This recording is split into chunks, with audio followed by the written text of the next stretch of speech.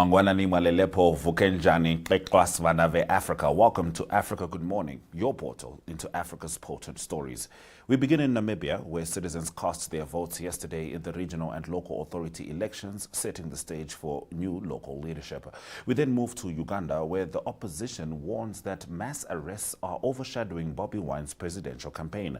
In Kenya, authorities pledge strict security ahead of the by-election, which is today, while in Abuja, leaders and innovators gather to reimagine democracy, development and data for the decade ahead. We round off with the South Africa report with Arrie Hougaard and a special Namibia election update.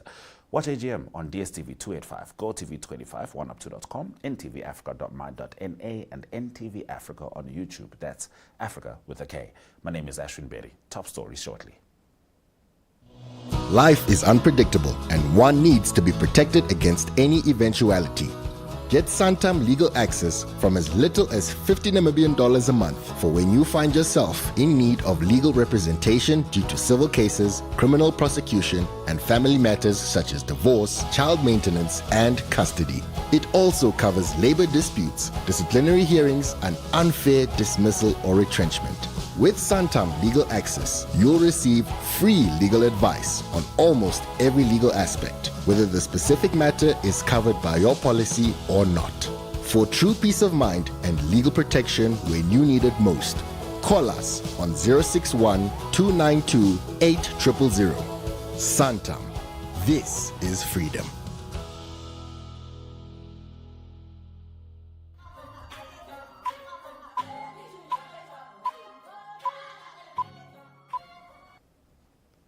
Namibia's regional and local authority elections took place yesterday on 26 November, a public holiday declared by President Netumbo Nandi-Ndaitwah, who voted early in Windhoek West and encouraged citizens to take part in shaping community development and self-determination. Early queues formed in Windhoek, Walvis Bay and Usakos, with officials swiftly resolving minor verification issues, but numbers thinned as afternoon heat intensified and rain mirroring the traditionally modest participation seen in these polls. Leaders, including Prime Minister Elijah Ngurare, governors and ministers cast their ballots while appealing for stronger engagement throughout the day. Last night, Electoral Commission of Namibia Chairperson Elsie Nyikembwa acknowledged that rains affected the voter turnout in the Khomas and Kavango West regions, but said arrangements were made to ensure a democratic process was carried out. Firstly, the rainfall. As the country continues to receive rainfall, as reported in some parts of the Khomas, Kavango West, Oshikoto, Otugunjupa, and Zambezi regions, the Commission has made necessary arrangements to ensure the safekeeping of election materials and continuation of polling in these areas with minimal disruption.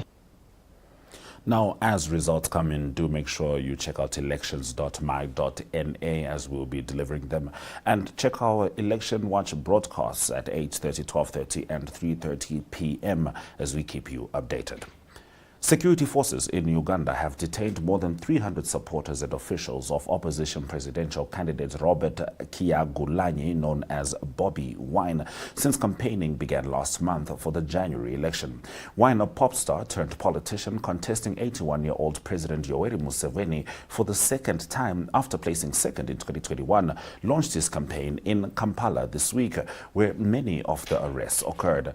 According to National Unity Platform spokesperson Joel Senyonyi, he said the detentions include ordinary supporters, campaign coordinators, aides, and other officials, describing the situation as an attempt to intimidate citizens. Museveni, now Africa's fourth longest ruling leader, has remained in power since 1986 after constitutional changes removed age and term limits.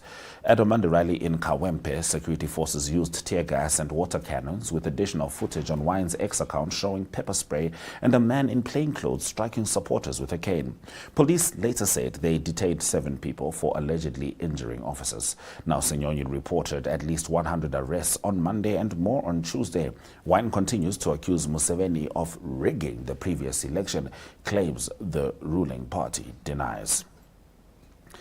Kenya's government increased security ahead of today's by-election, vowing to prevent any attempts to disrupt voting. Deputy President Kithure Kindiki, speaking on the final day of campaigns, warned that anyone planning violence will face full legal consequences, stressing that the polls must proceed peacefully. He assured residents that all voters will be protected as they exercise their democratic right and emphasized that no one should face threats to their safety.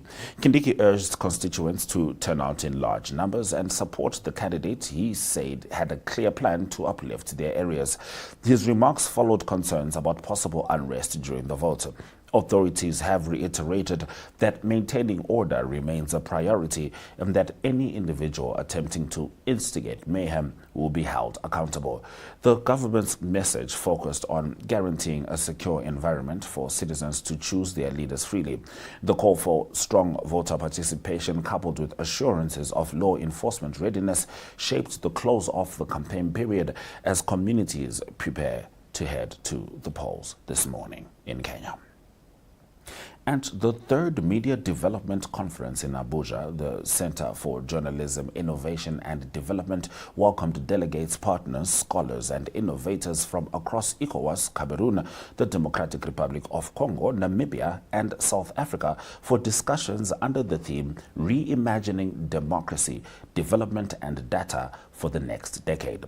The address highlighted the continent's democratic challenges, including shrinking civic space, contested legitimacy and concerns over constitutional manipulation, while also noting Africa's history of resilience. It stressed that democracy must be grounded in listening institutions, accountability, transparency and renewed public trust. The speeches warned that independent media face collapsing revenues, censorship and mis- and disinformation, even as demand for reliable information grows. It called the media the oxygen of democracy and urged support for innovative business models, fact-checking, civic literacy, and stronger digital ecosystems. The address also focused on AI, data governance, and the dangers of data colonialism, stressing the need for sovereignty in the digital era. Lessons from Asia and Latin America were cited, alongside praise for youth-driven innovation through programs like Campus Reporter. The gathering closed with a call for courage, foresight, and humility to shape Africa's digital and democratic future. Those have been our top stories on Africa Good Morning. Shortly, Arrie Hougaard delivers the South Africa report, but prior to that, let's have a look at the weather.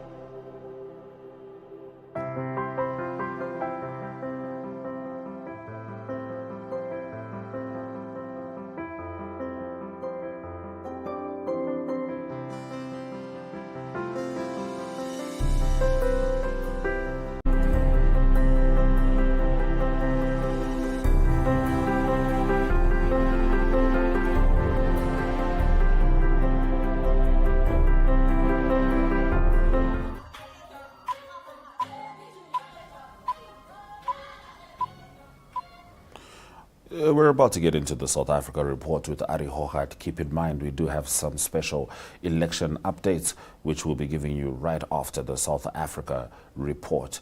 It's always good to have Arrie Hougaard on the show. Arrie, let's get straight into it. South Africa got high praise from delegates, and this was at the G20 summit after a successful hosting in Johannesburg.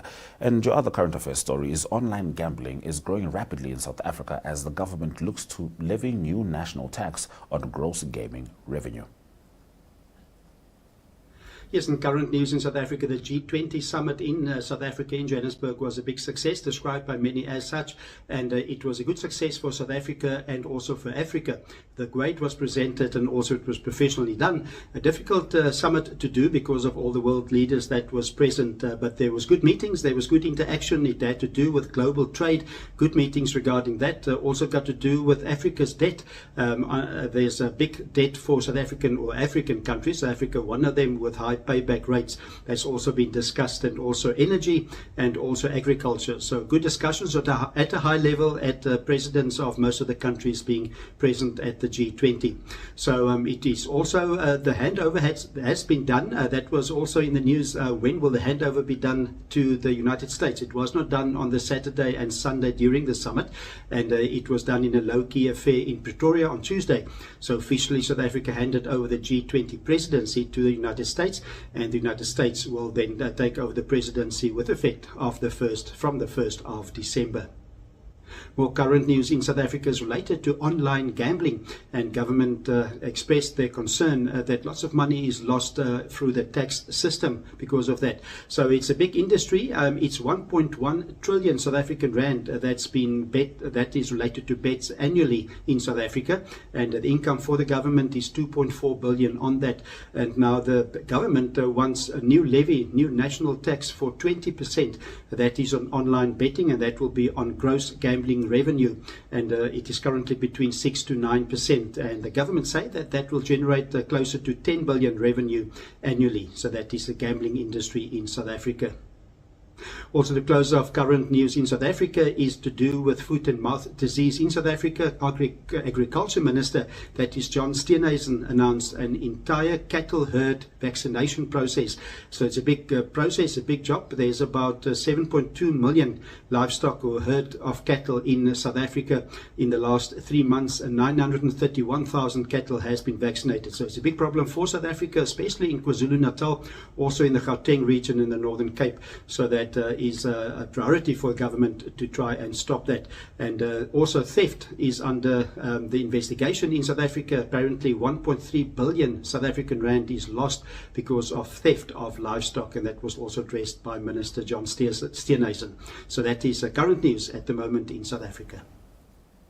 All right, Arrie, let's dive straight into your sport. The Springbok men's rugby team play Wales in Cardiff on Saturday, and the Blitzboks Sevens rugby team will be in action at the Dubai Sevens tournament. In sports news in South Africa, it is rugby news. We're looking at the Springbok men's rugby team. They play against Wales on Saturday.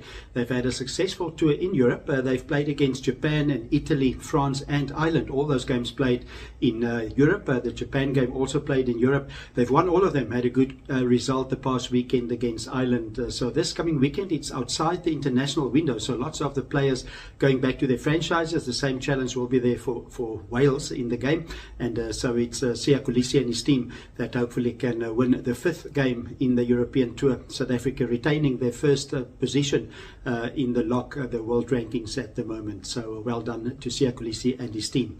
Then also it is Sevens rugby. It is the Dubai Sevens that is always very popular. South Africa always doing well in Dubai. In fact, South Africa have won 6 of the last 8 tournaments that have been played in Dubai. They're defending champions as well. So there's a team of 13 that was selected, and they have players like Roland Brown and also Ricardo Duarte. That's some of the players to look out for. So also the format has changed a little bit for the Dubai Sevens. There's just 2 groups, a Group A and a Group B, 4 teams in each group. So it's going to be tough to get through to the semi-finals. Strong group. South Africa play against France on Saturday. They also need to play against Argentina and Fiji. So it's going to be tough. They need to be in the top 2 of those 4 to go through to the semi-finals. So that is the Dubai Sevens. That's going to be played in Dubai, of course. So that is South African sports news at the moment. All right, Arrie, we love to end with some entertainment news. Cape Town offers many unique places to visit over the holiday season, and Thirsty Scarecrow near Stellenbosch is one of them. In entertainment news, so we go to the Western Cape. It's the summer holidays, and Western Cape is a great place to be in the summer holidays. And also it is a Thirsty Scarecrow. That is a great place to be. That is just outside Stellenbosch. Popular place to visit for all visitors, and is good for tourism also in the Stellenbosch region. So what does it offer? It's got great restaurants. The restaurant started in 2011. Great food, great craft beer, great views. So it's great views on the Stellenbosch mountains as well. And then for the whole family, you can go and you can pick some strawberries. So that's always very popular. And so there's also Kelly's Candy Store. That is for everyone, for the adults and for the children. That is very colorful, and lots of a big variety of candy that one can pick from that is at the Thirsty Scarecrow. So there's also events, there's music, and there's also a place where you can have your 21st as well. But then also there's also accommodation. So it's a given luxury accommodation that is also available at the Thirsty Scarecrow. So it's when you're visiting Cape Town and you're visiting the Stellenbosch area, go to the Thirsty Scarecrow. There's great food, and there's also a wine shop there. And the wine shop is unique because they've got wine from the 1930s, 40s, and 1950s and 60s. Maybe you can get a bottle of wine there from the year that you were born in. That's all to get at the Thirsty Scarecrow. So visit that when you visit Cape Town. So that's all the entertainment news in South Africa.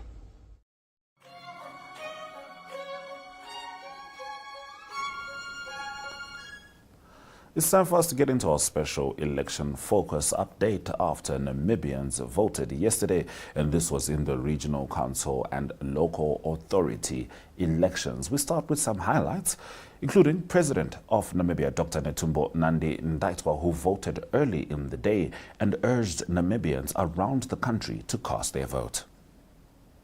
So the first citizen, you have cast your vote. How important this exercise is in a democratic society like ours? You see, first, and I'm sure the mood at this station where I am is the mood all over the country. You see, Namibians come for election, they are so relaxed. It's like coming for a party. People are talking, they are joking, they are laughing. And it's really a way how we can consolidate our democracy. Now, at the station where I am now, at Windhoek West, Emma, it's people have really come out.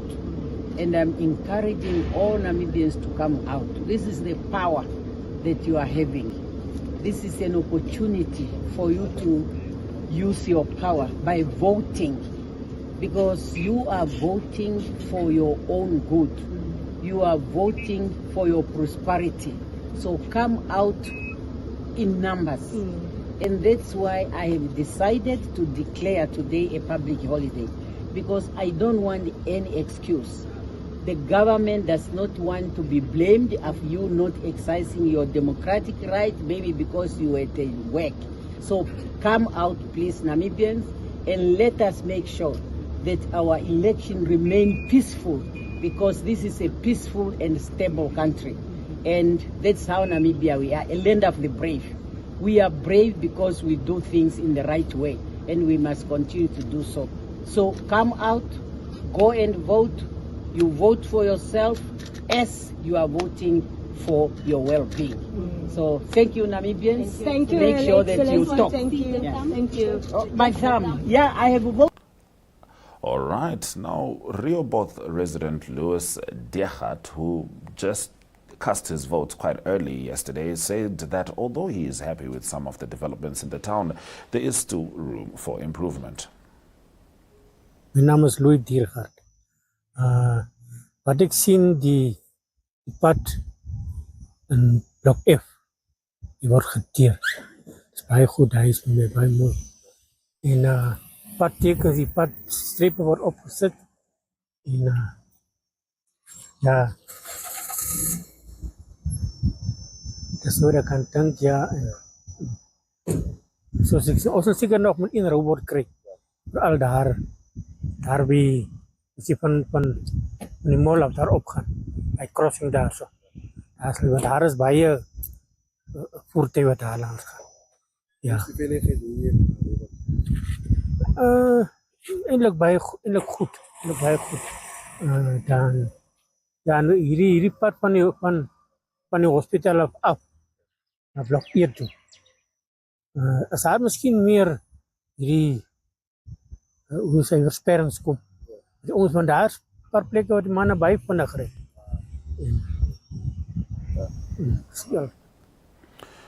Now, yesterday, I sat down with Anna-Marie du Toit on Election Watch 2025 to talk about youth participation in this election, which was relative. You know, as you can see, the elders were clearly excited to be in the queues and exercising their democratic right. Do you think you can say the same for the youth? Unfortunately not. I do think that I spoke to David from the ECN yesterday. He's the spokesperson there, and he said that they really tried with the youth and really tried. But I do think, and this is something that I can say about myself included, is that our youth kind of tends to take advantage of a vacation day. And I think that's something that we unfortunately saw today. We did find some youth, but not as much as I would have liked to see. I know even some of my friends that didn't go out and vote, and I do think that we were trying so hard because it's important that you as the youth make your voice heard. We are the generation of tomorrow. And unfortunately, the turnout for the youth just has been a bit disappointing. And you know, it's a sharp contrast to how the youth turn up on social media when issues are being discussed. We've all had purple profile pictures, rightfully so. But now this is an election where these are the people making the decisions closest to us, the people who are, you know, fixing our roads, what happens with electricity, what happens with water. Do you feel like youth political participation has become performative? You know, it's about whether or not you tweet. It's about whether you tweet your values or X your values. I don't know how that works. More than it is putting an X on the ballot box. Very much so. I think all of us want to be an influencer, so we all get very outspoken when the issues are brought forth.